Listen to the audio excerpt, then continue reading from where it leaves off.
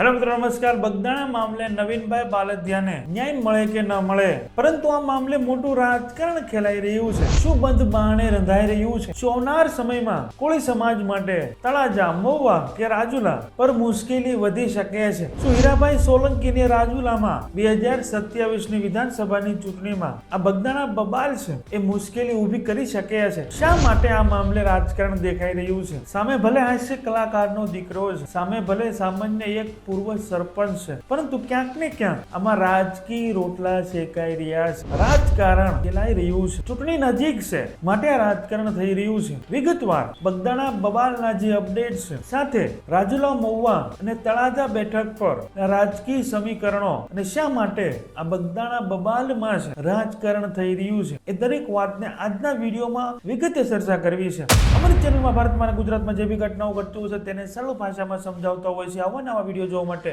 અમારી ચેનલને તમે સબસ્ક્રાઇબ કરી શકો છો। તમારું સબસ્ક્રાઇબ કરવું, તમારે એક લાઇક કરવી, તમારી એક સરસ મજાની કમેન્ટ કરવી, જેનાથી અમને આવા વિડીયો બનાવવા માટે પ્રોત્સાહન મળતું રહે।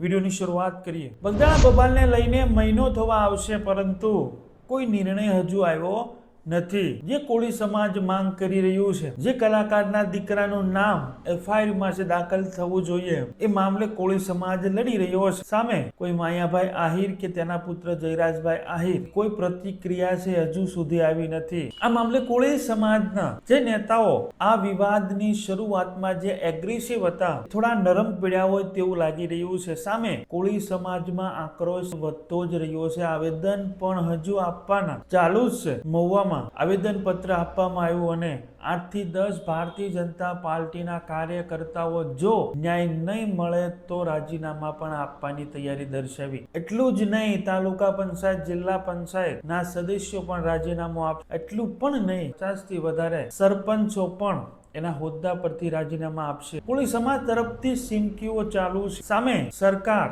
SIT ની રચના કરી અને SIT તપાસ કરી રહી છે। આ મામલે વધુમાં PI ડાંગર અને PI પટેલને સમન્સ પાઠવવામાં આવ્યું હતું, તો એ બંને હાજર થયા। લાંબા સમયગાળા સુધી છે આ બંનેની પૂછપરછ કરવામાં આવી અને વધુમાં 2 થી 3 યુવાનોને આ બબાલમાં છે, આ ઘટનામાં એટેક કરવામાં આવ્યા છે। શા માટે આ મામલો લંબાઈ રહ્યો છે? શું રંધાઈ રહ્યું છે? શા માટે જે નેતાઓ આ મામલે છે એગ્રેસિવ હતા એ હાલ નરમ પડ્યા છે? શું રાજકીય પ્રેશર છે? શું ઉપરથી દબાણ? શું ભીનું સકેલાવાની શક્યતા છે? શું કાસું કપાવાની શક્યતા છે? શા માટે આ દબાણ? શા માટે આ નરમ? અને શા માટે પક્ષાપક્ષી પણ થવાની શરૂઆત થઈ ચૂકી છે? તાજેતરમાં સ્થાનિક સ્વરાજ્યની ચૂંટણી છે આવી રહી, અને સ્થાનિક સ્વરાજ્યની ચૂંટણીમાં આ બબાલને લઈ અને પરિણામ છે એ પલટાય છે, પરિણામ વિપરીત આવે છે। હાલ જ્યાં ઘટના બની છે એ બગદાણા આસપાસના જે પણ તાલુકાઓ છે, તળાજા હોય, મહુવા હોય, સિહોર હોય, પાલીતાણા હોય, દરેક જગ્યા પર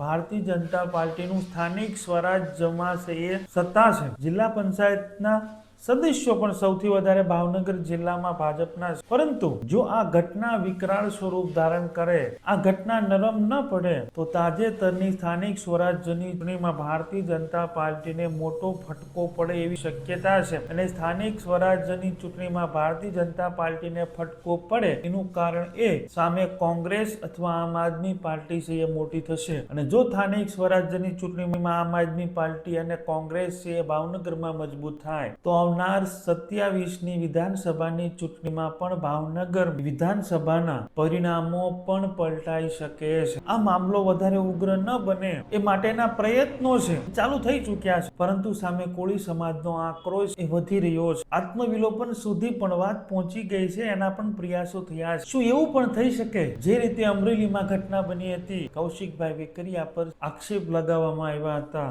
પરંતુ પરિણામ કંઈક ઉલટું થયું। કૌશિકભાઈ વેકરિયાને મંત્રીમંડળના વિસ્તરણ બાદ છે તેને મંત્રી બનાવી દેવામાં આવ્યા। તો શું આમાં એવું પણ થઈ શકે કે હીરાભાઈ સોલંકીની રાજુલા બેઠક પર 2027માં મુશ્કેલીમાં વધારો થઈ શકે અને સામે માયાભાઈ આહિરના દીકરા જયરાજભાઈ આહિરને તળાજા બેઠક પર લડાવવામાં પણ આવી શકે? આપણે અગાઉ વિડીયોમાં જોયું છે, જ્યારે એક ડાયરામાં જયરાજભાઈ આહિર, માયાભાઈ આહિર ઈશ્વરદાન ગઢવીના દીકરા બ્રિજરાજદાન ગઢવી સ્ટેજ પરથી સાહિત્ય પીરસી રહ્યા હતા એ સમયે એ માયાભાઈ અને જયરાજભાઈની હાજરીમાં એવું બોલ્યા હતા કે જયરાજભાઈ આહિરને સંગઠનમાં જ નથી રાખવાના, તળાજા બેઠક પર ધારાસભ્ય બનાવવાના. તો આ પ્રયત્નો ઘણા સમયથી ચાલી રહ્યા છે. અગાઉ પણ જયરાજભાઈ આહિરના જ્યારે લગ્ન હતા એ ફૂટેજ પણ તમે જોઈ શકો છો. પરસોત્તમભાઈ સોલંકીને માયાભાઈ આહિર દ્વારા આમંત્રણ પાઠવવામાં આવ્યું અને માયાભાઈ આહિરે છેક પરસોત્તમભાઈ જે ગાડીમાં ઉતરે છે ત્યાંથી લઈ અને ટેજ સુધી પરસોત્તમભાઈ સોલંકીનો હાથ પકડી ટેકો રાખી ગળે મળી અને એનું સ્વાગત કર્યું હતું. તો આ પ્રયત્નો ઘણા લાંબા સમયથી થઈ રહ્યા છે કે જયરાજભાઈ આહિરને તળાજા પર છે લડાવવામાં આવે. સામે મહુવા બેઠક પર કનુભાઈ કલસરિયા છે, આમ આદમી પાર્ટી હોય ક્યારે કોંગ્રેસ ખૂબ જ ટક્કર આપી રહ્યા છે. આરસી મકવાણા વખતે પણ કનુભાઈ કલસરિયા લડી રહ્યા હતા અને આ છેલ્લી ચૂંટણીમાં પીવાભાઈ ગોહિલ સામે પણ કનુભાઈ કલસરિયા લડી રહ્યા હતા. ખૂબ ટૂંકા માર્જિનથી કનુભાઈ કલસરિયા 2 ચૂંટણીઓ હારી રહ્યા છે. એવું જ રાજુલા બેઠક પર પણ હીરાભાઈ સોલંકી આ છેલ્લી ચૂંટણી જીત્યા 10,000 આસપાસના મતો અને સામે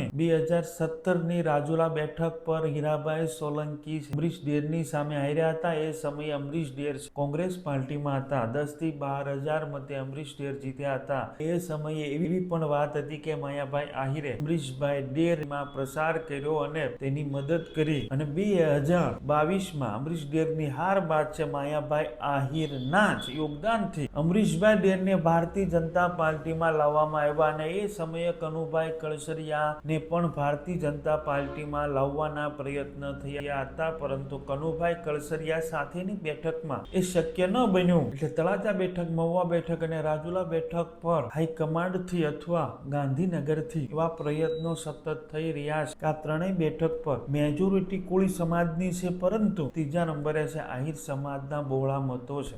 આ છેલ્લી લોકસભાની ચૂંટણીમાં પણ એવા પ્રયત્નો થયા હતા. CR પાટીલ ખુદ હીરાભાઈ સોલંકી હોય, અમરીશભાઈ ડેર હોય, માયાભાઈ આહિર હોય, એ દરેકને મળી અને સમજાવી અને જે હીરાભાઈ અને અમરીશભાઈ ડેર વચ્ચેનો જે વિવાદ હતો, જે ચૂંટણીમાં ખૂબ જ ગરમાવો રહેતો હતો, એવી રાજુલા બેઠક પર હીરાભાઈ સોલંકી છે એ રાજીનામું આપે અને ત્યાં અમરીશભાઈ ડેરને પેટા ચૂંટણી લડાવવામાં આવે અને હીરાભાઈ સોલંકીને ભાવનગર લોકસભાની ચૂંટણીમાં ઉમેદવારી કરાવવામાં આવે. પરંતુ આ વાતમાં પણ અંતે પરસોત્તમભાઈ સોલંકી મનાઈ કરી.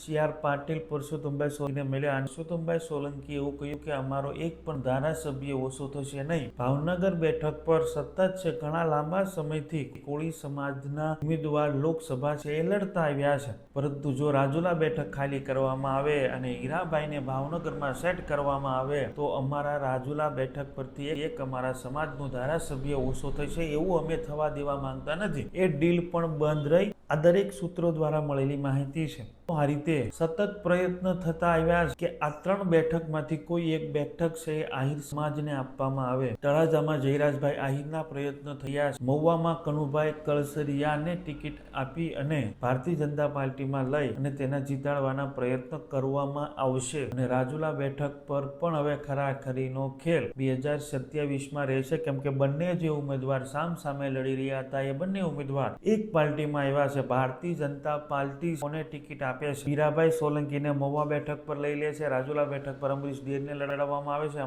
ભાજપમાં લેવામાં આવ્યા ત્યારે કોઈ તો ડીલ થઈ હશે, કોઈ તો વાયદો કરવામાં આવ્યો હોય છે. બગદાણા બબાલ તો નિમિત્ત બન્યું છે, પરંતુ આની પાછળ ખૂબ મોટું રાજકારણ છે.